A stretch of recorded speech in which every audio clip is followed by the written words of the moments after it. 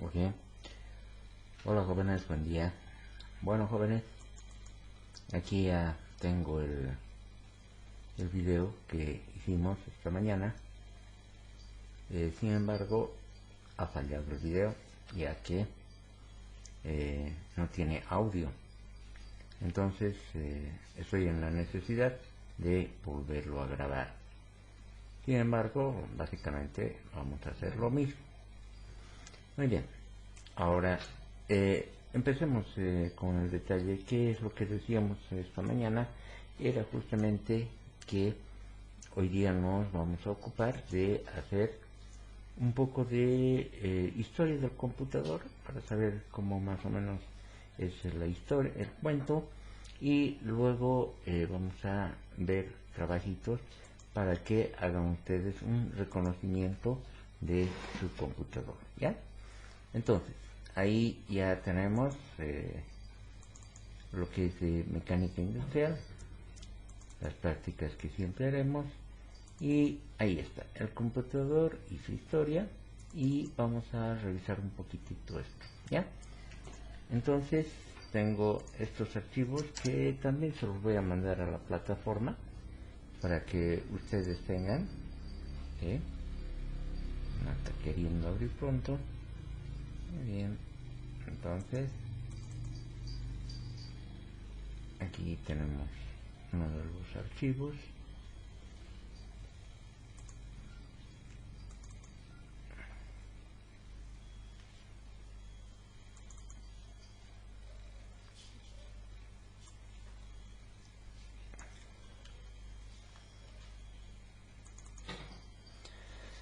Bien, ¿qué es lo que íbamos haciendo esta mañana? Hablábamos justamente de el computador y de dónde había aparecido, ¿no? Entonces, obviamente, el computador es una máquina inventada por el hombre. El hombre ha ido inventando, pero no ha ido y ha inventado, voy a hacer un computador, ¿no? Entonces ha habido un proceso a través de los años, ¿no? Según la historia, en la antigüedad, a más de 3000 años antes, entonces ya se utilizaba el ábaco, ¿no? El ábaco aparentemente ha aparecido en China, entonces es un invento de China, pero también el ábaco se ha utilizado en Babilonia, ¿no? Se utilizaba en Babilonia. Entonces, lo que podemos determinar que uno de los primeros de las primeras máquinas de cálculo ha sido el ábaco, ¿no? Entonces el ábaco utilizaban, yo me imagino, aquellas personas que tenían la necesidad de tener cuentas de sus bienes, ¿no? Por decir, cuántas vaquitas tengo, cuántos, no sé, cuántos terneritos y todo eso. Entonces ha empezado a aparecer el abaco con piedritas a contar lo que tenía. Más adelante ha habido personas a las que les ha ido interesando hacer elementos que ayuden a hacer generalmente las sumas matemáticas, ¿no? Y para eso apareció un señor llamado John Napier. Este señor John Napier, entonces ha inventado una serie de tablitas, ¿no? De tablitas, como verán ustedes, y esas tablitas que estaban signadas con numeritos y todo eso, entonces al señor le ayudaban a hacer operaciones. También este señor se ha creado esta pequeña tabla con rueditas sentadas, miren, es totalmente mecánica, que les ayudaba a hacer para aquellos tiempos con bastoncillos y con tablillas para multiplicar gran cantidad de números, ¿no? Entonces, números grandes. Obviamente para nosotros tener un calculador y hacer multiplicaciones con numeración científica es sencillo, ¿no? Pero para aquellos tiempos seguramente era complicadito. Entonces, sin embargo, estos señores ya empezaron a idearse qué hacer, ¿no? Después aparece otro señor, fíjense, por si acaso estas tablillas si bien no es la original, ha sido recreada en base a los apuntes de sus autores. Entonces, estas maquinitas hacían números y mecanismos para sumar, restar, multiplicar y dividir. Ahora, con el tiempo ha aparecido otro señor, en 1642, señor Blaise Pascal. Este señor Pascal ha creado una maquinita que le ha llamado la Pascalina. Esta Pascalina ha sido bien famosa durante los años de los reinados ingleses, ¿no? Entonces, ¿qué hacía esta maquinita? Justamente, en base a engranajes, a mecanismos, podía hacer operaciones, permitía sumar y restar, ¿no? Entonces, esta maquinita agarraba y tenía ruedas dentadas del 0 al 9, la cual incorporaba un mecanismo de dientes y cremalleras para manejar números de hasta 1.000.000, ¿no? 929.999,99. Entonces podía hacer operaciones hasta 1.000.000. Esto ya obviamente a quienes más les interesaba eran a las monarquías, a los reyes de aquellos años, y obviamente que pagaban dinero por tener una de estas maquinitas, ¿no?, que ayudaba a hacer operaciones. Entonces, Blaise Pascal fue uno de los pioneros de hacer este tipo de maquinitas. Luego aparece otro señor, von Leibniz. Este señor von Leibniz hace una maquinita que era una máquina escalonada. ¿Qué es lo que podía hacer? Podía sumar, restar, multiplicar y dividir. Entonces, recuerda que la maquinita de Blaise Pascal permitía sumar y restar. Y esta maquinita permitía, la de von Leibniz, permitía hacer operaciones, ya suma, resta y multiplicaba, ¿ya? Entonces, estas maquinitas obviamente están en los museos ahora, ¿no? Son maquinitas de museos y que han sido recreadas del original de madera, ¿sí?, en metálicos, y hacen las mismas operaciones, ¿verdad? Muy bien, cálculos. Y luego ha ido apareciendo, en 1790 ha aparecido otro señor. Este señor tiene una característica bien interesante. Si bien su máquina no multiplicaba, no hacía operaciones matemáticas, pero esta maquinita era una máquina telar, era un telar, donde podía él fabricar telares, ¿no? Es decir, nosotros conocemos donde fabrican los telares. Por ejemplo, lo más conocido son los aguayos, ¿no? Los aguayos son telares que se producen en base a oveja de lana, ¿no? Estos telares que conocemos nosotros, entonces tienen diferentes matices, colores y figuritas, ¿ya?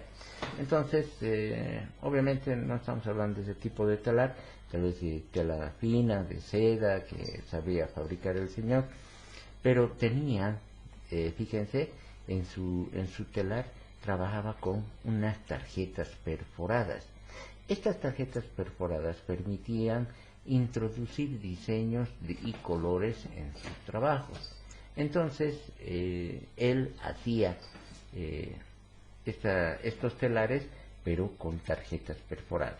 Eso quiere decir que, de alguna manera, él había creado una especie de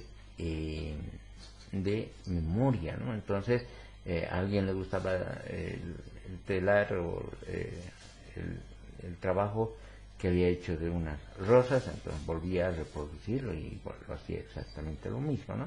Entonces eso era muy interesante, que eran con tarjetas perforadas.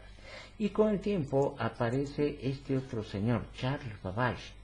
Charles Babbage, que es este señor, es el primero que ha hecho una máquina que hacía procesos diferenciales, o sea, que su maquinita, que era llamada el motor diferencial, entonces hacía procesos.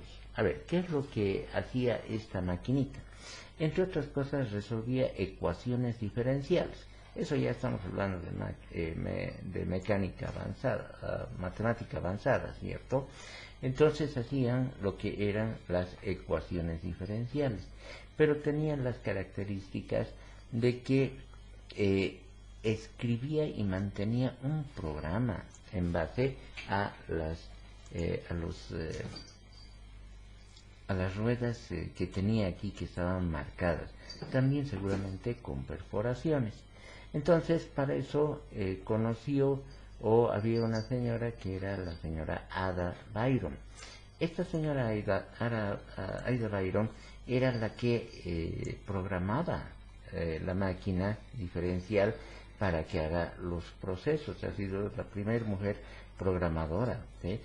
Entonces, esta máquina, entonces, ¿qué es lo que hacía?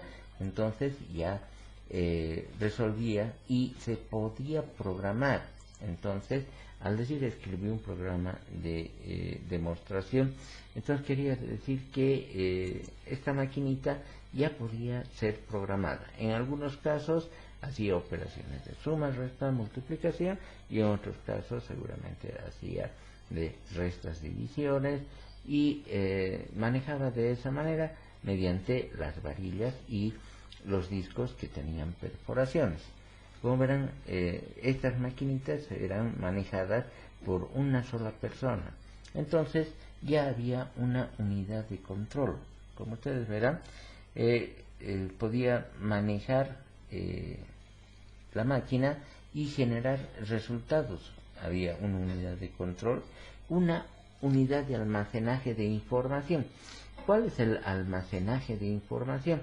Entonces, que seguramente las rueditas que tenían las perforaciones, entonces podían cambiar cada determinado tiempo y eran programas. Entonces las rueditas generaban los programas y podía guardarse la información en las ruedas, y obviamente que esas ruedas, al momento de girar, las varillas entraban y salían y generaban información, ¿ya?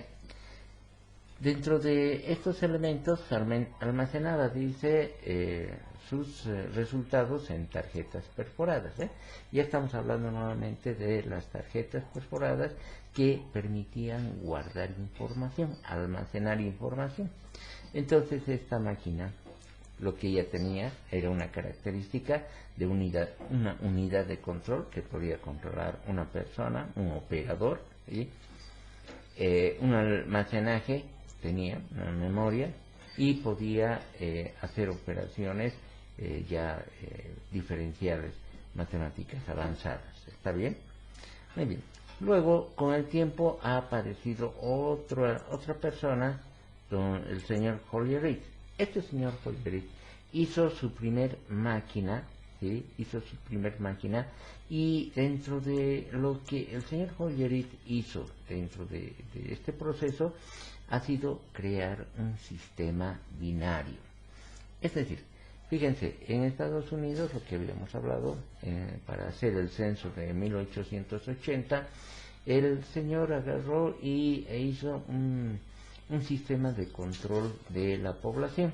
Entonces, entre las personas que estaban en el censo, me imagino, entonces varón, mujer, bien, qué sé yo, estudiado, no estudiado, trabaja, no trabaja. Entonces ha creado un sistema binario entre un sí, un no, el 0-1, encendido, apagado, y en base a dos elementos ha hecho esta su maquinita, ¿no? En base al sistema binario. Ahora nosotros lo conocemos al sistema binario en base a dos elementos, que es el 0 y el 1, que seguramente vamos a hablar más allá. Luego también este señor acuña en lo que es la historia de estas máquinas, lo que sería la información procesada automáticamente. Entonces ya sabemos que ya estas máquinas ya tenían capacidad de almacenamiento. Entonces toda esta información que estaba en tarjetas perforadas, entonces podía ser leída y contabilizada nuevamente, ¿no? Entonces, al momento de lo que es el censo, la máquina ha empezado a recopilar información.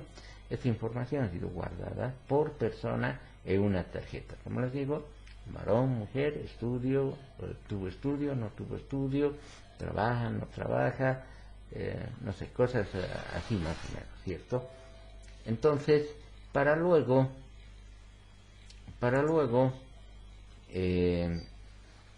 montón ya las tarjetas, hacer una lectura de las tarjetas, ¿sí? Y en esa lectura ya iba contando cuántos hombres, cuántas mujeres y todo eso, pero en base a un sistema binario.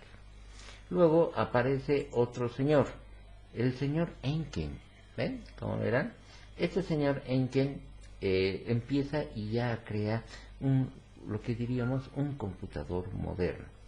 Estos computadores, por si acaso, anteriores a estas máquinas, son totalmente mecánicas, ¿no? Totalmente mecánicas. Entonces, cuando el señor Enken inventa su computador que trabajaba con una compañía que es IBM, que hasta ahora se la conoce, entonces ya crea el primer computador que sea electromecánica, ¿no? Entonces, la Mark I. Esta máquina electromecánica, como verán, era un computador supergigante, ¿no? Tamaños colosales. Pero esta máquina, este computador, a los computadores que ahora tenemos, yo me imagino que debe ser un calculador, básicamente, ¿no? Que tú tienes en la mano y que hace algunos procesos, ¿sí?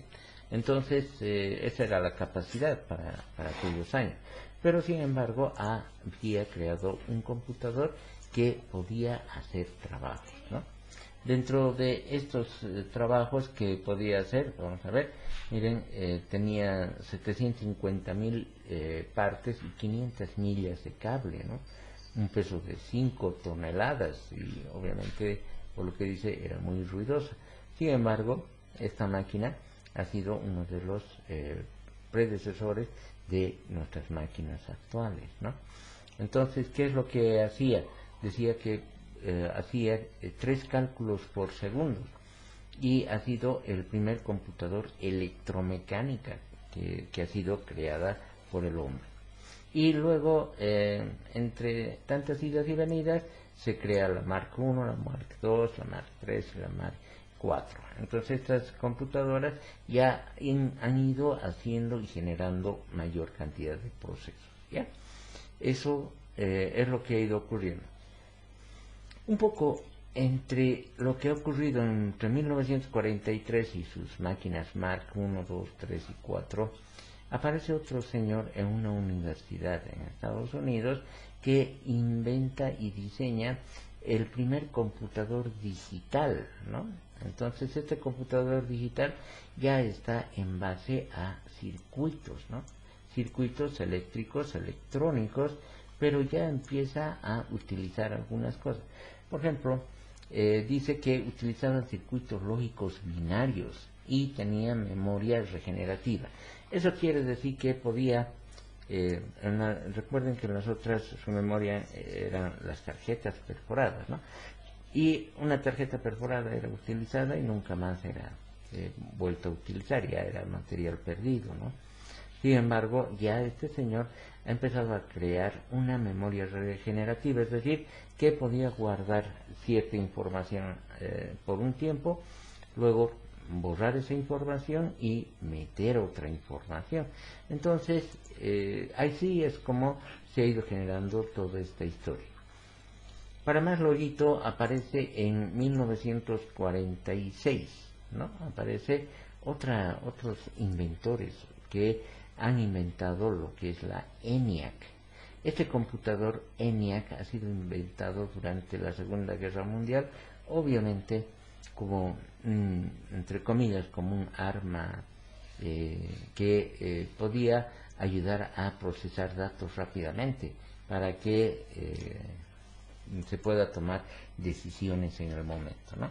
Entonces, ya hablamos de que surgió un computador electrónico digital, ¿no? Un computador electrónico digital. Recuerda que la otra computadora, los Mark 1, 2, 3, etcétera, eran computadoras electromecánicas, o sea, electricidad y mecánica, ¿no? Mientras este otro computador ya tenía lo que era un computador electrónico y era digital. Cuando hablamos de digital, no se olviden de 2 dígitos, ceros y unos, ¿sí? Entonces, esta maquinita pesaba 30 toneladas nada más y tenía 18.000 tubos al vacío. ¿Cuáles son los tubos al vacío? Nosotros conocemos, ¿no? Los tubos al vacío, los focos, esos son tubos al vacío. Obviamente, estamos hablando de electrónicos pequeños, ¿no? Pero tenían 18.000 tubos al vacío que generaban un calor impresionante, ¿no? Pero hacía su trabajo 500 veces más rápida, ¿sí?, que cualquier otro computador electromecánico de esa época. ¿Okay? Y el problema era que tardaba unas 2 horas en hacer sus cálculos que ya serían de gran proporción, ¿no? Recuerden que en la Segunda Guerra Mundial se generó también lo que era la bomba atómica, ¿no? Y para hacer esas cositas, me imagino que en aquellos tiempos necesitaban hacer bastante cálculo, ¿está bien? Entonces, una de las limitaciones de la ENIAC era su reducida memoria, ¿no? Y el problema de cambiar un programa a otro. Es decir, por ejemplo, si yo en mi computador en este momento necesito Word, entonces instalo Word, cargo Word a la memoria y voy a trabajar en Word. Pero si necesito Excel, tengo que apagar mi computador, cargar Excel y utilizar Excel, ¿no? Los computadores que tenemos ahora son multipropósito, es decir, que pueden utilizar N cantidad de programas simultáneamente, ¿no ve? Entonces, esas son las características de estos computadores, de la ENIAC, que es uno de los computadores más grandes electrónicos digitales que ha habido. Después aparece este señor John von Neumann. Este señor John von Neumann también crea e inventa un computador que este computador en su momento también tenía algunas características. Tenía un proceso ya de programas almacenados, o sea, ya podía guardar programas para ser utilizados y no tener que apagar el computador. Entonces ya se podía alternar entre un programa y otro. Obviamente no han debido ser más de unos 2, 3 programas, pero sí ya podía hacer esos trabajos. Entonces en este computador ya se almacenaba la información en una memoria, ¿no? De la misma manera que los datos, es decir, los programas de ejecución podían ser guardados y almacenados de la misma manera que los datos. Entonces ya había el sentido de que se necesitaba guardar. ¿Y en qué se guardaba? Para aquellos tiempos se guardaba en cintas magnéticas, ¿no? Entonces estos son los computadores y el cómo generaba. Aquí ya se empieza a crear algunos aspectos de los computadores actuales, ¿no? La unidad de control, una unidad aritmética, una memoria principal, memoria RAM, y los periféricos que acompañaban a esto, y la unidad de entrada y salida. Esta es la base de los computadores actuales, ¿no? Entonces nosotros conocemos a toda esta partecita como el microprocesador, ¿no? La unidad de control, unidad aritmética y la unidad de memoria. Bien, esas son las características de estos otros computadores. Después IBM ya que ya tenía bastante peso, empieza a inventar y crear nuevos computadores, pero estos computadores tienen que ser los gigantescos, ¿no? Gigantes que solamente el gobierno y algunas empresas muy potentes económicamente podían adquirir. Y ahí aparecen las primeras generaciones de computadores. Hasta ahí vienen computadores que han sido catalogados como los predecesores de los computadores que ahora tenemos. Una primera generación de computadores que entre 1940 y 1950 se creó, eran las que utilizaban tubos al vacío, que ya dijimos, ¿no? Entonces estas computadoras han sido como la UNIVAC, que podía hacer su base de memoria en base a mercurio, ¿no? Y hay algunas otras que también ya han utilizado luego la ferrita. Entonces en cintas magnéticas se guardaba toda esa información, y esa es la primera parte, la primera generación de computadores. Luego aparece el señor Remington.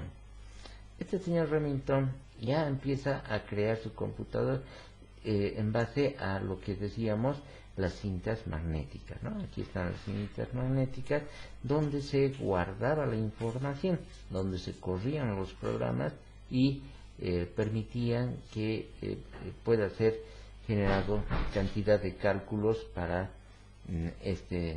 para lo que se necesitaba en aquellos momentos, ¿sí? Entonces ya estamos hablando de computadoras eléctricas y electrónicas digitales. Aquí tenemos una que era eléctrica y digital, ¿no? La UNIVAC, en base a los circuitos que se producían en aquellos momentos. Muy bien, luego ha ido apareciendo IBM generando sus propios computadores, y aparece la 650 y se emplean ampliamente como sistema de computadora moderno, la 650. Este computador podía, se produjeron en principio 50 máquinas, y fue tan exitoso su proceso, su invento de IBM, su trabajo de haber hecho estas máquinas, que tuvieron que hacer 1000 computadores más, ¿no? Estamos hablando de señores computadores, no estamos hablando de tamaños gigantescos, ¿no? Entonces, esto que ya decíamos, que quienes adquirían era el gobierno y algunas empresas muy potentes y poderosas, ¿no? Entonces, estos computadores eran conocidos como supercomputadores para esos tiempos. Luego tenemos en esos tiempos también que se utilizaba ya como almacenaje externo, es decir, yo podía sacar y poner lo que eran las cintas magnéticas, ¿no? Lo que ya habíamos hablado, para poder guardar la información en cintas magnéticas. La segunda generación de computadores, aquí viene el boom, ¿no? El éxito. Entonces, para estos tiempos, aquí vemos el primer disco magnético donde se guardaba información, ¿no? De ahí viene la palabra disco duro, y esta es la idea, ¿no? Este era un disco duro, lo que ustedes tienen dentro de su computador, que es ahora planito y chiquito, ¿no? Entonces, estos han sido los primeros discos duros del computador, ¿sí? Muy bien, entonces decíamos que en la segunda generación aparece un invento muy importante, ¿no? Estos tres caballeritos inventan el transistor. El transistor es el invento que ha cambiado y revolucionado toda la historia de la tecnología en el mundo, ¿sí? El transistor originalmente era como en la imagen de arriba. Este es un transistor. Actualmente le conocemos de esta manera, ¿no? Un circuito que tiene tres patitas. Y este circuito, esto nos ha permitido a la tecnología hacer grandes avances, ¿no? En base a lo que es el transistor, se puede manejar lo que es el lo que son los procesos digitales, ceros y unos, lo que habíamos dicho, y en voltaje esto representa 0 voltajes o 5 voltios, ¿no? Entonces eso es lo que maneja el 0, 1, el sino, el 0 voltaje o 5 voltios. Eso es lo que se maneja, pero este transistor hasta el día de hoy es lo que estamos manejando, y también hasta sus celulares manejan transistores, ¿no?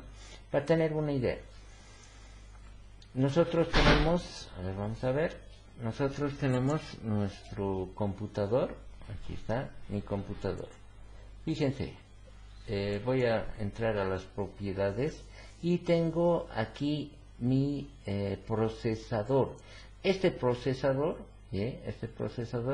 en el caso mío, es un Core i5, ¿cierto? De quinta generación.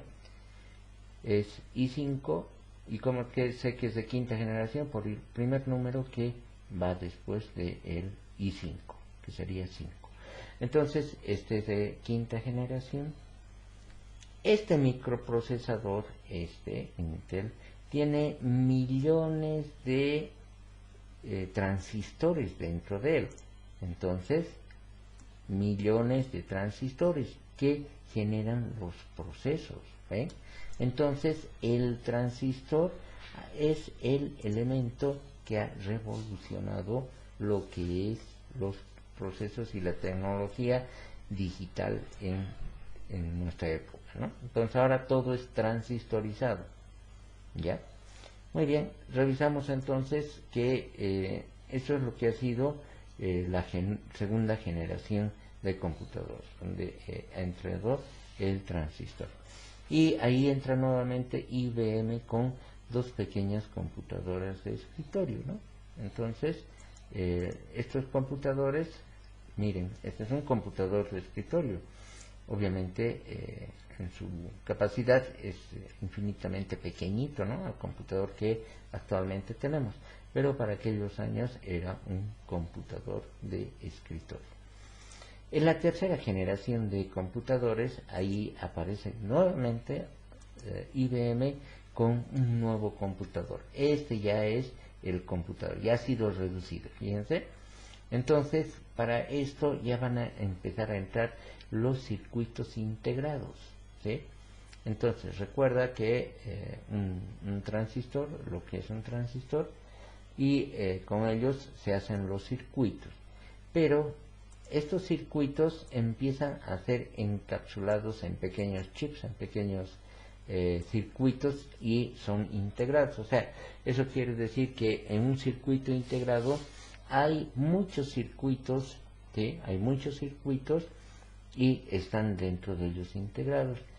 Estos chips o circuitos integrados son los que tienen n cantidad de patitas, ¿no? Entonces, podríamos ver, para tener una pequeña idea, de que un circuito integrado, a ver, para tener una idea, ahí, circuitos integrados, miren, ahí, estos son, ¿no?, los circuitos integrados. Entonces, varios circuitos dentro de un chip. Aquí ya está todo lo que podríamos decir transistores y todas las funciones que realizan los transistores. Entonces ya empiezan a aparecer los circuitos integrados. Por eso es la reducción de los tamaños, ¿no? Entonces se ha ido reduciendo los tamaños para que hagan mayor trabajo estos computadores, pero con tamaños reducidos. Entonces, vamos a ver, los circuitos integrados disminuyen e instalaron cientos de estos transistores en un solo chip, ¿no?, de silicón. Y ahí viene Silicon, si ustedes alguna vez han escuchado, Silicon Valley, que es en Estados Unidos, es un lugar justamente donde se ha empezado a trabajar con silicón para para generar todos estos transistores integrados y todo eso. Y por ahí va a ir apareciendo otros computadores, que sigue siendo IBM, que sigue siendo un computador de escritorio, pero como verán, más reducido. Todos estos computadores, como se fijan, no tienen monitor, y su fuente de alimentación de información, tanto de salida como de entrada, es en base a teclado y a impresora, ¿no? Entonces, todos los resultados salían en impresora, ¿no? Números y números y números y resultados escritos y todo eso en impresora. Entonces, aquí viene el DEC, computadoras DEC, el PDP, ese que ha sido el primer minicomputador, ¿no? El primer minicomputador, lo más pequeño hasta esos días creado. Después ahí va apareciendo otros computadores, otros elementos. Aquí aparece un dispositivo de almacenamiento. Entonces era un disco flexible de 8 pulgadas. Estos discos o disquetes, ustedes obviamente ya lo han conocido, ¿no? Este es un disco flexible donde se guardaba la información. Y ahí tenemos, para aquellos tiempos, los inventos, ¿no? En 1971 se ha creado el de 8 pulgadas, se ha utilizado, bien. Después, con el tiempo pasado, han reducido el tamaño de 5 pulgadas, un cuarto, y ustedes tal vez ya han conocido los disquetes, los pequeñitos, que ha sido inventado en 1981, de 3 pulgadas, un medio, ¿no? Entonces esto nosotros hemos trabajado y conocido todavía, y tenía sus dolores de cabeza, pero para aquellos tiempos era bastante útil. Entonces se ha creado. Y aquí, como verán, esta es una máquina lectora de los discos, ¿no? Es un lector donde permitía guardar y almacenar información y leer la información también. Entonces ahí ha aparecido el disco flexible. Luego entramos a una cuarta generación. En la cuarta generación, como verán, ya empieza a aparecer los monitores, pero en estos monitores no había imagen gráfica, solamente como resultado era lo mismo que en las impresoras, ¿no? Listas de resultados escritos, todo era escrito. Y dentro de estos procesos, entonces también empiezan a aparecer alguna cuestión gráfica, y también monitores a colores, ¿no? Estos son los lectores de lo que decíamos, los floppy disk, los discos flexibles. Ahí está el teclado, ahí está la unidad de procesamiento, ¿sí? Muy bien. Y digamos que ya viene todo compacto, ¿no? Y está su teclado numérico. Fíjense aquí, su dispositivo de almacenamiento era cinta magnética, pero ya no las cintas magnéticas grandes, sino un cassette, ¿no? Un cassette. Entonces ahí se guardaba la información. Muy bien. Entonces, como verán, la historia del computador es interesante de acuerdo al tamaño de las proporciones y con los tiempos, ¿no? En esta de 1968 con Gilbert Hart, entonces aparece un microchip de silicon tamaño de una uña de dedo, ¿no? Entonces este chip, que ahorita lo vemos, ¿sí? Queda como el primer elemento utilizado, el primer microchip, donde ya se ponían, no solamente eran los transistores, circuitos integrados, sino que era una cantidad de circuitos integrados dentro de un chip, ¿no? Entonces ya tenía mayores elementos. Y el chip justamente ahí está, ¿no? Este es el chip el primer chip que se había creado, ¿no? Muy bien, entonces este señor Ted, aquí está, entonces va a crear y va a inventar su microprocesador, ¿no? Es un pequeño chip va a crear, y su computador o el microprocesador se llamaba el Intel 4004. Aquí aparece la palabra Intel, como IBM, también Intel, que es uno de los elementos pioneros de lo que es la historia del computador, ¿no? Entonces aquí Intel empieza a crear ya sus microprocesadores que permiten que los computadores tengan características y que aumenten su trabajo. ¿Está bien? Entonces este microprocesador era programable. Entonces ya estamos hablando de que los circuitos electrónicos físicos ya podían programarse, hacer ciertas funciones específicamente y en algunos casos guardar también la información en forma permanente para esos procesos determinados. ¿Ya? Para eso aparece en 1980, en 1975, ¿sí?, los computadores que son de la versión 8080, que ya empieza a generarse la idea de calificar a los microprocesadores por la cantidad de bits que podían manejar. Entonces estamos hablando de 4 bits ya, 4 bits, 8 bits, 16 bits, 32 bits, 64 bits. Eso les va a sonar. Escuchen a ver. 2 bits, 4 bits, 8 bits, 16 bits, 32 bits, 64 bits. Esas eran las capacidades. Hace rato veíamos el computador y aquí les va a sonar. Miren. 64 bits. Esa es la capacidad de este computador, ¿cierto? Entonces, su microprocesador tiene, aquí está, de 64 bits. 64 ceros y unos que son procesados simultáneamente. ¿Está bien? Ahora, en la versión 8080. ¿Y de dónde sale eso? Son los computadores de nueva generación. Estos computadores 8080 han ido generándose, han llegado hasta el nivel 8086.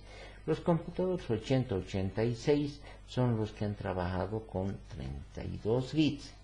Si ustedes revisan su computador, ¿sí?, van a ver lo siguiente, fíjense, ahí donde está instalado Windows, van a ver en archivos de programa x86, justamente se refiere al 8086, son los programas que trabajan con 32 bits, ¿sí? Entonces, en computadores que son de 64 bits, siempre van a encontrar estos, de los 8086, que trabajan con 32 bits. Bien, ahora, este computador tiene algunas características, ¿no? Tiene la unidad de procesamiento. Dentro de lo que decíamos, el microprocesador tiene ya su unidad de procesamiento. Es un computador ya casero. Ya estamos hablando de que la gente ya puede adquirir y tener estos computadores. Estos son los dos lectores de floppy disk, ¿cierto? Y seguramente este era el disco duro, ¿no? El disco duro donde se guardaba la información. Y fíjense, este es un computador ya poderosito, ¿no? Porque tiene 4 lectores de floppy disk que ya podía manejar bastante información. Y fíjense cómo estaban diseñados estos computadores, ¿no? En la parte interna teníamos esto. Y fíjense, las memorias son estas, ¿no? Estamos hablando de memorias de 1 megabyte. Estas son memorias de 1 megabyte. Para esos tiempos eran súper gigantes, ¿no? Y ahí está el microprocesador donde el chip podía trabajar, el cooler, el ventilador que permitía enfriar a este microprocesador. ¿Ya? Entonces ya teníamos computadores caseros, ¿no? Que seguramente algunos que tenían platita podían comprarse. Entre eso aparecen algunos personajes conocidos hasta ahora. Por ejemplo, el dueño de la Microsoft, ¿no? El señor Bill Gates aparece en los años 75, fundando una empresa Microsoft. ¿Ya? La característica de este señor, que lo tienen ahí en la pantalla, fíjense, es el dueño de la Microsoft, sistemas operativos, y también dueño de lo que es el Office, ¿no? Word, Excel, todo eso, que le ha dado grandes réditos a este señor, ¿no? Entonces, características de este señor: sí, era un señor programador, ¿no?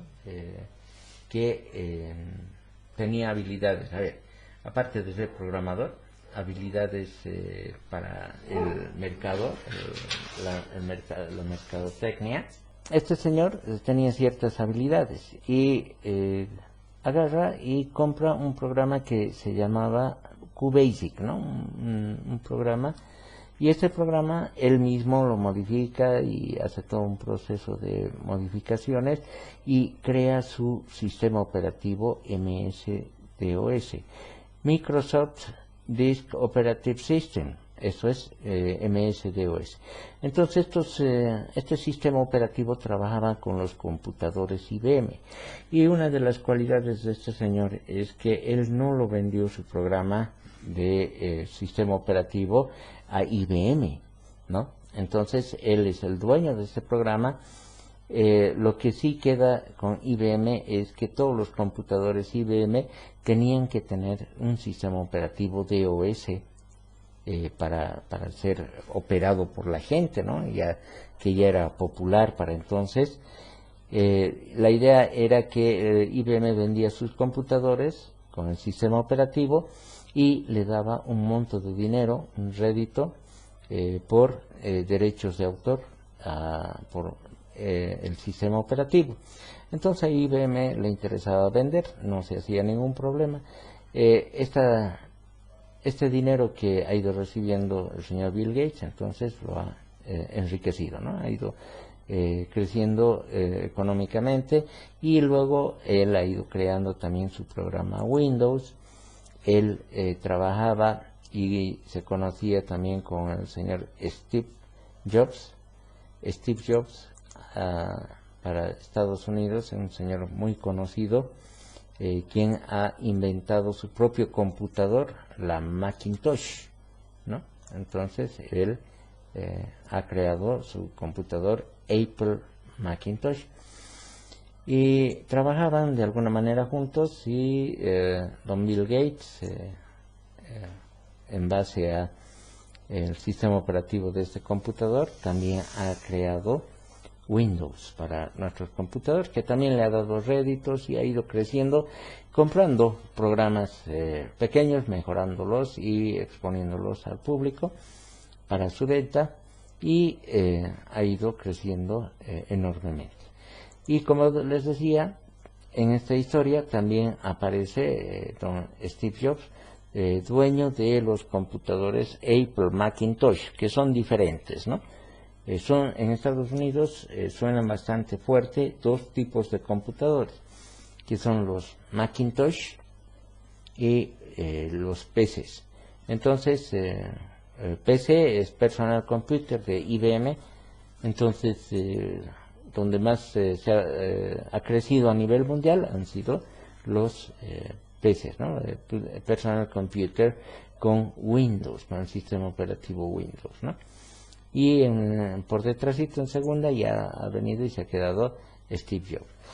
Los computadores con los que nosotros trabajamos son computadores PC, entonces son trabajados con Windows. Y ahí va apareciendo justamente el computador PC, el primer PC inventado por IBM, ¿no? Entonces ha sido que ya era un computador de reducido tamaño, y obviamente, fíjense, ahí empieza a aparecer colores en los monitores, ¿no? En este caso, los resultados eran los monitores verdes. Pero si ustedes se fijan, si bien los resultados siempre han sido en números, letras y todo eso, entonces de alguna manera ya van empezando a crear gráficas, ¿no? Entonces aquí ya hay de alguna manera una gráfica que luego ha sido generada e implementada, y también con los colores. Cuando empieza la quinta generación de computadores, aproximadamente en 1991, entonces empezamos ya a tener otro tipo de computadores, ¿no? A ver, revisaremos. Estos computadores dice que pueden llevar miles de operaciones simultáneamente. Entonces ya estamos hablando de procesos simultáneos, los que tenemos, ¿no? Computadores que tenemos, que puedo utilizar Word, Excel, Internet, puedo utilizar música, puedo hacer juegos al mismo tiempo. Todos estos programitas al mismo tiempo pueden estar trabajando en el computador y son independientes los unos de los otros dentro de sus procesos, ¿no? Entonces, estos computadores que ya empiezan a trabajar y generar los supercomputadores, ¿no? Ahora los supercomputadores de las empresas de a poco han ido bajando de precio, ¿sí? Han ido bajando de precio, computadores grandes, mayores capacidades a menor precio para el usuario. Cuando hablamos ya de computadores de sexta generación, computadores actuales como el que ustedes tienen en la imagen, por ejemplo, este es un gamer, ¿no? Computador gamer.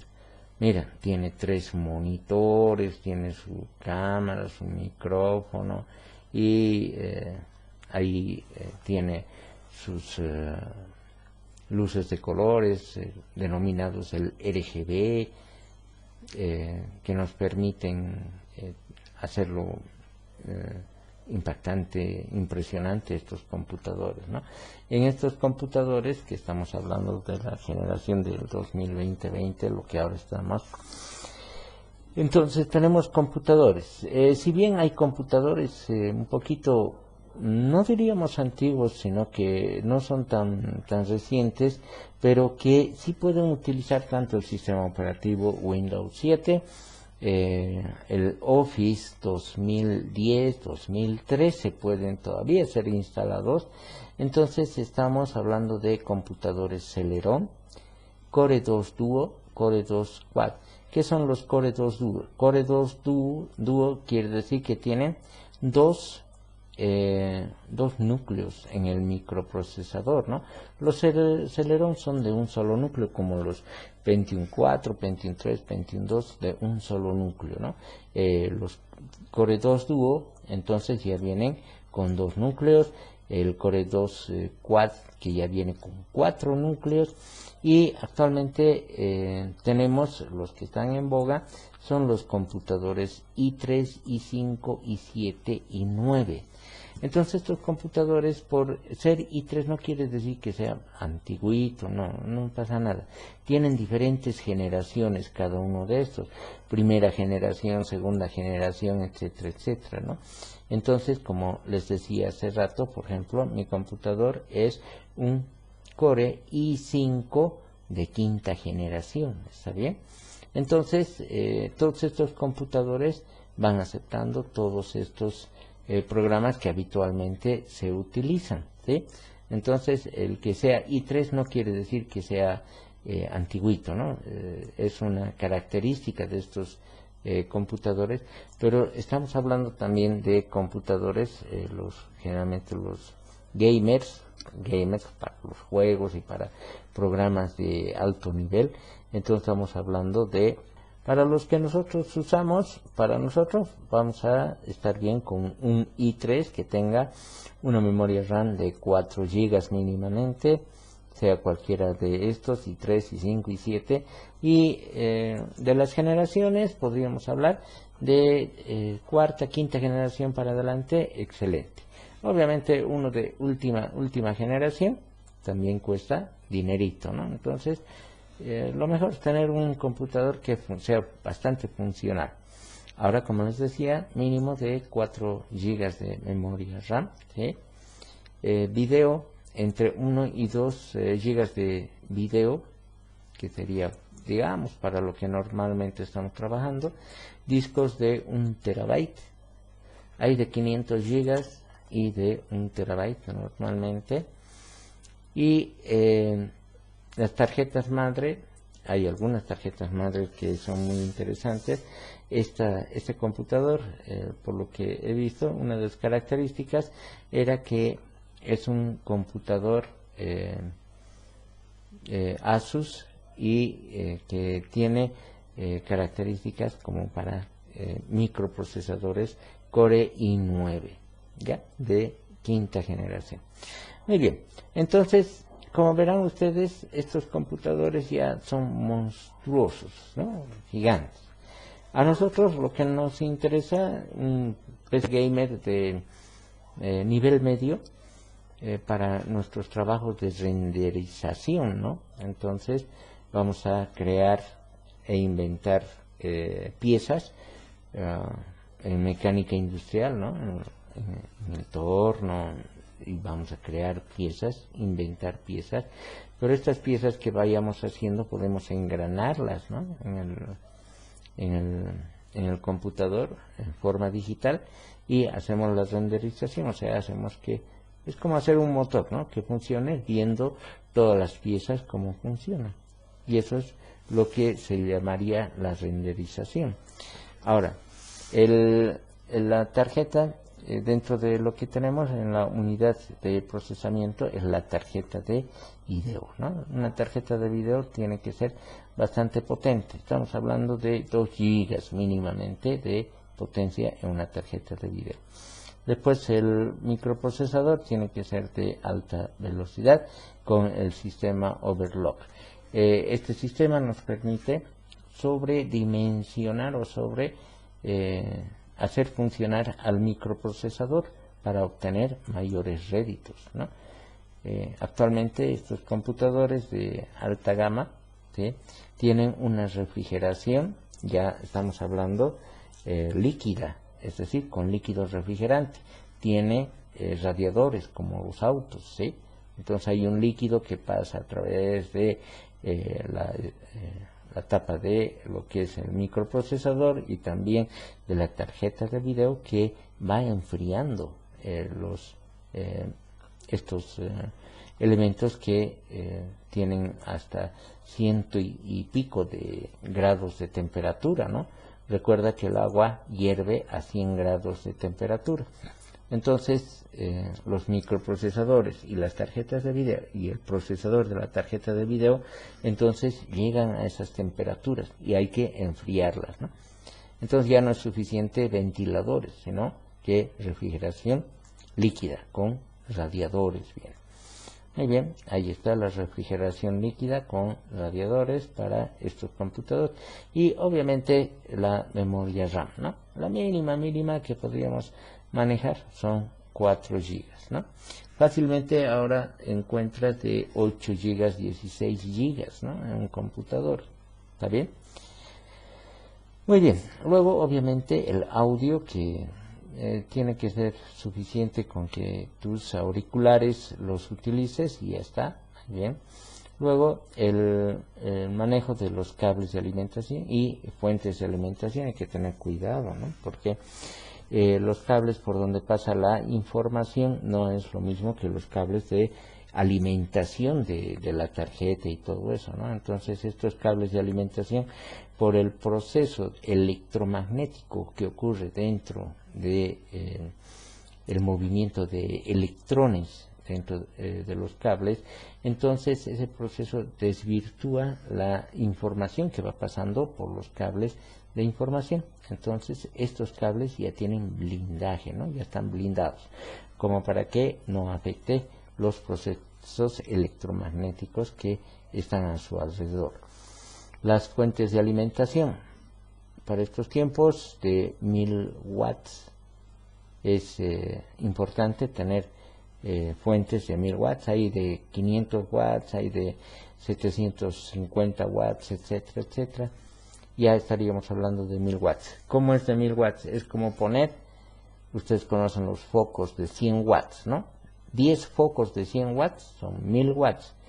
Todos esos 1000 watts vamos a ponerlo en una fuente que va a alimentar el computador. Entonces vean la cantidad inmensa de energía que necesitan estos computadores. Luego tenemos los discos duros, que ahora estamos hablando normalmente de discos duros de 1 terabyte, ¿no? Obviamente tienen sus costos. A ver, para un computador laptop, un disco de 1 terabyte actualmente está en 300 bolivianos, 320, 350 bolivianos, nuevos, ¿cierto? En el Marketplace van a poder ver, ¿no? Discos duros, pónganle 1 terabyte. Entonces, ahí van a ver más o menos el precio. Estamos hablando para laptop, digamos, ¿cierto? Si hablamos de discos duros externos para guardar información, eso sí están bastante elevados de precio, ¿no? Un disco de 4 terabytes está por los 850 bolivianos, ¿no? Pero eso, ¿quiénes van a necesitar esos discos? Normalmente ya las personas que ya tienen bastante información que generan en su computador, ¿sí? Entonces ellos van a empezar a tener estos discos grandes para guardar la información. Pero actualmente los costos están disparados. Esto es por la pandemia y porque todo el mundo ahora quiere tener un computador y quiere tener todo lo último y necesario para su trabajo. Dentro de los discos duros han aparecido los nuevos discos, que son los SSD, ¿ya? Estos discos SSD se refieren a los Solid State Disk, son discos estáticos sólidos. Los discos los que hablamos, los discos duros normales, son mecánicos y electrónicos, es decir, que hay un disco físicamente ahí adentro que está girando y tiene sus agujitas lectoras que se mueven permanentemente. Ese es el disco común y corriente. Pero estos discos SSD ya no son discos, no hay disco que gira, ¿no? Nada mecánico. Entonces son memorias, son chips, circuitos ya son, ¿sí? Entonces son circuitos que nos permiten guardar la información. La característica de los discos SSD es que en el arranque permiten que el computador arranque en pocos segundos. Vamos a suponer, si tu computador enciendes y tarda, le pondremos 20 segundos en arrancar y poner todo listo para funcionar, entonces estamos hablando de que estos discos SSD permiten hacer el mismo proceso en escasos 5, 4 segundos. Ya está todo habilitado en Windows, ¿no? Ya está funcionando todo. Muy bien, y luego tenemos otros elementos que nos permiten tener. Los últimos computadores ya tienen lo que se llaman las arquitecturas combinadas en paralelo y en velocidad, en vectorial, ¿no?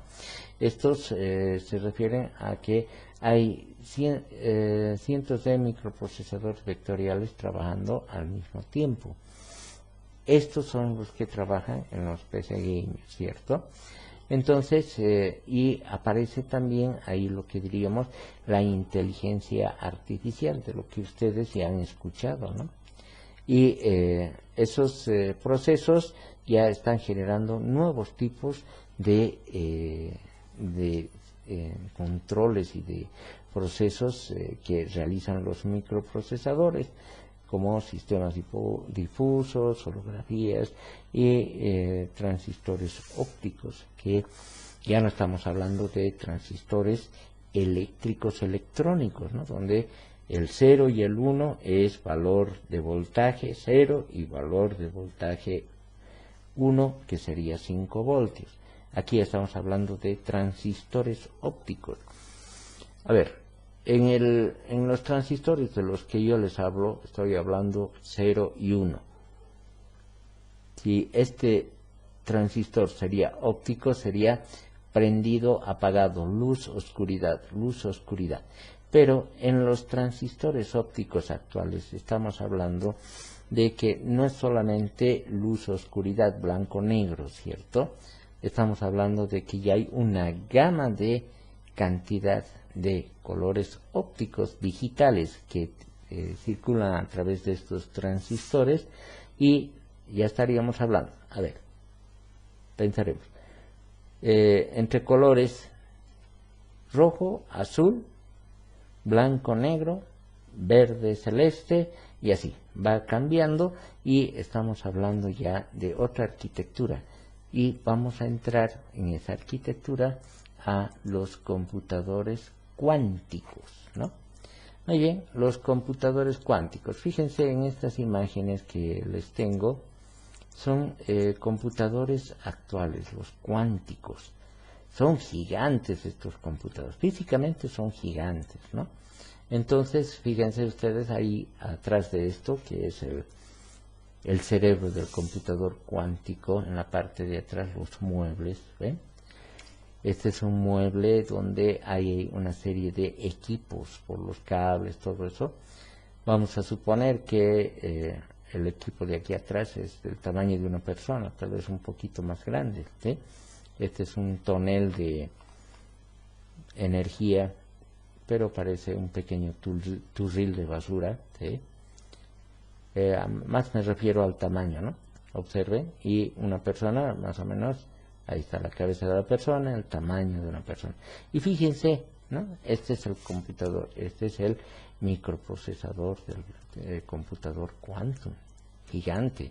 Pero miren ustedes de qué estamos hablando. Si al principio los primeros computadores, como de los que tenemos nosotros ahora, eran súper gigantes, ¿no?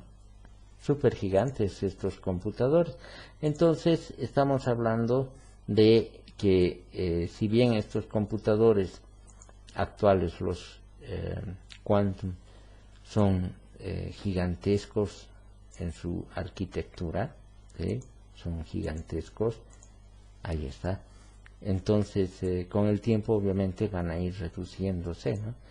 Ahora, ¿de qué estábamos hablando? De los bits, ¿no?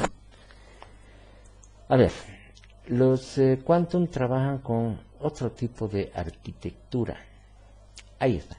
El computador que nosotros trabajamos trabaja en bits, ya hemos hablado, ¿no? Del bit, el 0, el 1, sí, no.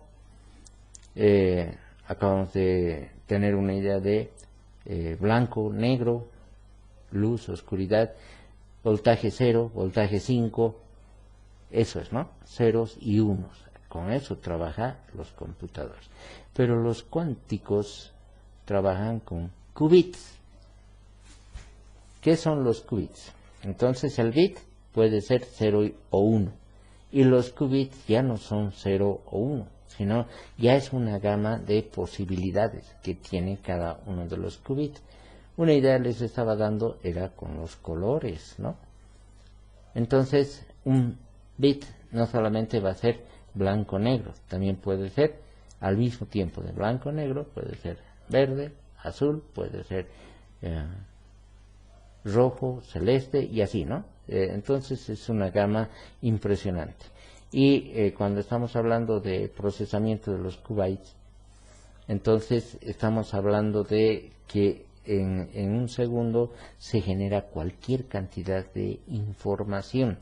De los computadores que manejamos nosotros estamos hablando una capacidad de 1000 veces más, ¿no? Superior, muy superior. Entonces esa es la siguiente generación de computadores, ¿no? Que nosotros estamos en los albores viendo lo gigante que son los microprocesadores. Pero esto con el tiempo obviamente se va a ir reduciendo, ¿no?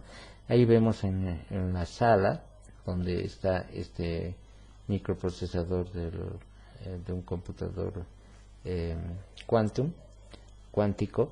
Entonces ahí ven, ¿no? Ahí están los escritorios, sillas de las personas que manejan estos computadores. Muy bien, los datos. Ya tenemos una idea nosotros de los bits, ¿no? De los bits, ceros y unos. Pero aparece un nuevo término, los bytes, ¿no?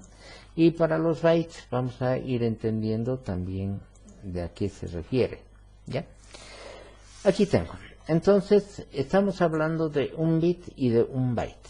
El bit, con letra minúscula, binary digit, 0 o 1. Esto es un bit, un 0 o un 1, ¿sí? Un byte un byte es un conjunto de 8 ceros y unos. El byte representado con B mayúscula, que representa 8 ceros y unos. Entonces, nosotros algunas palabras hemos conocido o hemos escuchado: el byte, 8 bits, un kilobyte, 24 o 1024 bytes, un megabyte, que han debido escuchar, 1024 kilobytes, y son medidas simplemente, ¿no?, que va siendo múltiplo por 1024. Un gigabyte, 1024 megabytes, un terabyte, ahí está, ¿no?, disco de un terabyte, 1024 gigabytes. Y estos ya no los escuchamos, pero ya van a estar viniendo. Petabytes, 1024 terabytes, es como tener 1000 discos duros de un terabyte, ¿está bien? Un exabyte, un zettabyte, un yottabyte, ¿no? Entonces, esos son términos que se utiliza obviamente en la parte de computadora, pero para los supercomputadores gigantes, ¿no? ¿Y de dónde viene el famoso 1024? Entonces, para que se pueda decir el kilo, ustedes saben, un kilogramo, ¿cuántos gramos tiene? 1000 gramos, kilogramos. Un litro, ¿cuántos centímetros cúbicos tiene? 1000 centímetros cúbicos, cc, ¿no ve? Entonces, el 1000 es un elemento que redondea un nuevo nombre. Entonces, gramo, kilogramo. Entonces, metro, kilómetro. 1000 metros, un kilómetro. Y más o menos en computación hemos querido llegar al 1000.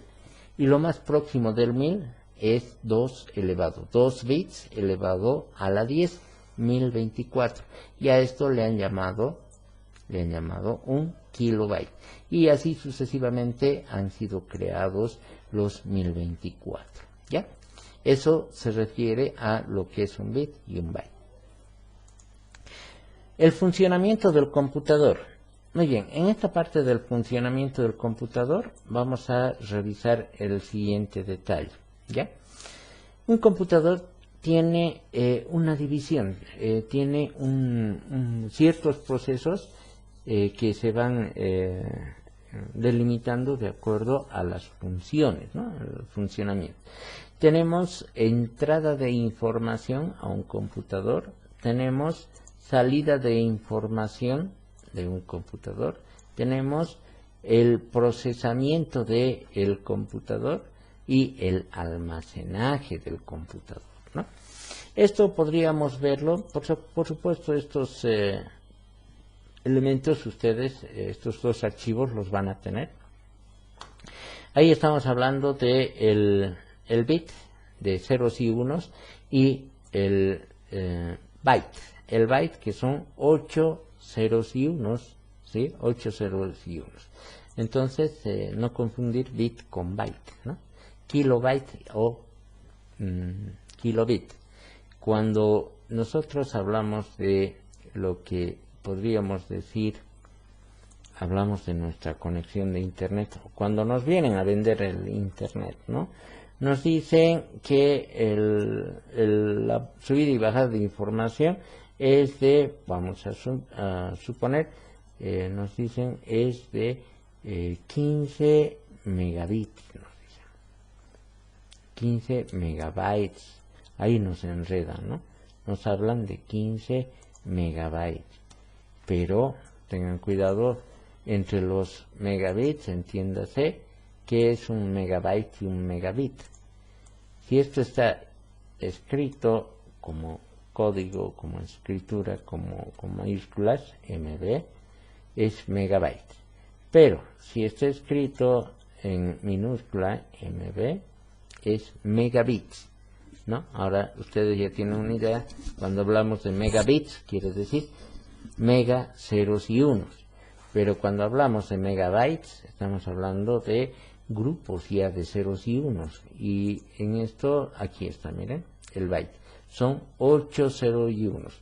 Entonces, la cantidad de internet que tenemos está medido en megabits. ¿Ya? Muy bien. Y ahí tenemos nosotros una serie de información que se los he puesto en este texto como para que le den una leidita, y tenemos las unidades de información, el valor de la información, lo que tenemos, ¿no? Nosotros tenemos que darle un valor a nuestra información, a la que tenemos en nuestro computador. Es tiempo utilizado con el que hemos trabajado, y tenemos que saber valorar esa información. Muy bien, y nos habla los términos básicos con los que se trabaja, y ahí justamente estamos en bueno, las utilidades, la aplicación, como ya habíamos visto, y tenemos lo que es la división del computador, ¿no? El computador, ahora ya tenemos que saber que se divide básicamente en dos partes, ¿no? En lo que es el hardware y el software. El hardware es la parte física, ¿sí? La parte física, todo lo que puedes tocar de un computador, y el software, la parte lógica, que no se puede tocar. Si comparamos con un hombre, decíamos, el hombre, ¿será que tiene una parte hardware y una parte software? Sí, ¿no? Sí tiene. Todo lo que es hardware es lo que puedes tú tocar de ti, ¿no? De un cuerpo, ¿no? Manos, cabellos, ojos, todo lo que es tangible, ¿está bien? Y el software en la persona es todo lo que es el pensamiento, ¿no? Entonces, tú no puedes tocar, digamos, tus pensamientos en cuanto a lo que se refiere, digamos, a tu conocimiento, ¿no? Tu conocimiento es tu software.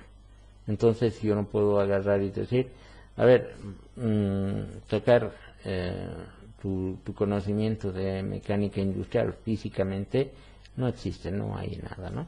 Pero en software, en pensamiento, sí está. Más o menos esa es la idea de hardware y software, ¿sí? Muy bien, hablamos de tipos de computadoras. Tenemos los microcomputadores, que son los más pequeñitos que puedan haber, tablets, ¿no? Y los tablets ahora ya tienen capacidades, ¿no? Es lo mismo que los celulares. También los celulares son computadores. Así que estos elementos ya van teniendo grandes capacidades, ¿sí? Y computadores de escritorio, los computadores portátiles o los laptops que conocemos, muy bien. Y dentro de esos están los notebooks, los subnotebooks, y son pequeñitos, los tablets y todo eso. Y si hablamos de computadores mainframe, son computadores que son de mayor capacidad, utilizados, por ejemplo, por los estados, por los gobiernos, para hacer sus trabajos y proyectos y todo esto, ¿no? Realmente se usa, por ejemplo, en la NASA, debe usar, ¿no? Para hacer todos sus cálculos de lo que mandan cohetes al espacio y todo eso, ¿no? Y estos computadores van creciendo, van haciéndose grandes, pero con el tiempo se van reduciendo de costos. Por eso es que nosotros tenemos un computador, vamos a suponer unos $400, que es de última generación, que tiene capacidades increíbles, que es más barato que el computador que tiene mi hermano mayor, que ha costado $500 más caro, y es más antiguito y tiene menos capacidades. Entonces, con el tiempo los computadores se hacen mucho más potentes, pero más baratos, ¿no? Y tenemos dentro del computador, digamos, los dispositivos, ¿no? En la cuestión de hardware, los dispositivos de entrada, y estoy ya pasando a este otro lado. Dentro de los dispositivos de entrada, por ejemplo, está el teclado, el mouse, cámara web, micrófono, escáner. Por ahí entra la información.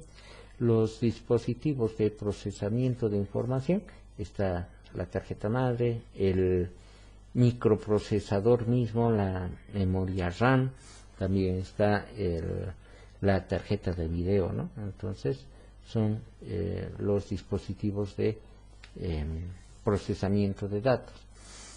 Después tenemos los dispositivos de almacenamiento, donde guardamos nuestros datos, en el disco duro, en un flash memory, una memoria micro SD, en los DVDs, CDs, DVDs y Blu-ray, y también tenemos los dispositivos de salida, por donde sale la información, impresora, monitor, parlantes, ¿no?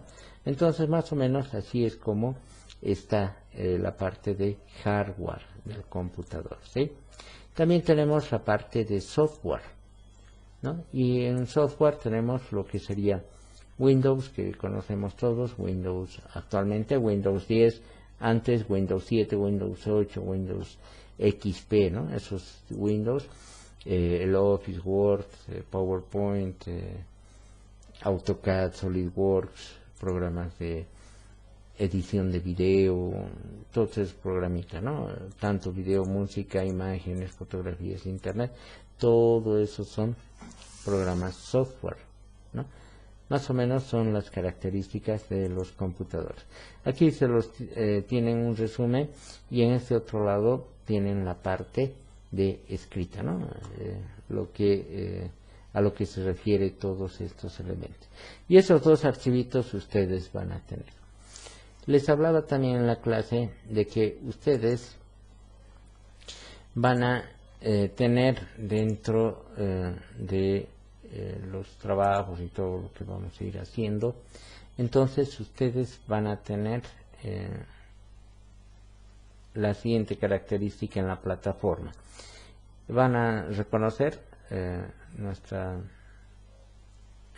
materia de esta forma, y fíjense que dentro de lo que nosotros tenemos, se los voy a subir, les dije, estos 3 videos que les va a gustar, bastante interesante. Estos videos van a ser justamente de todo lo que hemos hablado, ¿no? Y ahí están ya con imágenes más específicas. Muy bien, igual que esta mañana en Infocal estamos, ¿no? Que no ejecutaba, no entraba muy rápido esto. De todos modos, ahí está. Entonces, ahí está la introducción. Todos estos archivitos siempre los van a revisar, leanlos, todo eso. Y lo que estamos haciendo justamente hoy día es esto, ¿no? La introducción al computador y todos los sistemas operativos, tipos de computadores, ¿sí? Y justamente ahí están los 3 videos, ¿no? Este va a ser el primer video. Por favor, van a tomar nota de todo lo que se les expone, porque van a subir luego un archivo como trabajo de todos estos elementos con los que estamos hablando. Entonces van a hacer un pequeño resumen, ¿no? Y ahí hablamos de los laptops, características, cuidados, reconocimiento, especialmente las clavijas de enchufe de los computadores, ¿no? Para qué sirve cada uno de los elementos, y el software que nosotros vamos a usar. Entonces, estos 3 elementos ustedes los van a revisar. Ese va a ser nuestro trabajo de esta semana. ¿Está bien? Muy bien. Entonces, con todo esto que nosotros estamos viendo, vamos a poder desarrollarnos para esta primera gestión. ¿Ya? Muy bien. Ahí tenemos. Ahora espero que haya salido mejor que lo que habíamos visto esta mañana, porque como les digo, el video de esta mañana ha salido sin audio, no tiene audio. Entonces vano hubiese sido subir el video y que ustedes no le escuchen nada, ¿no? Había que volver a crear.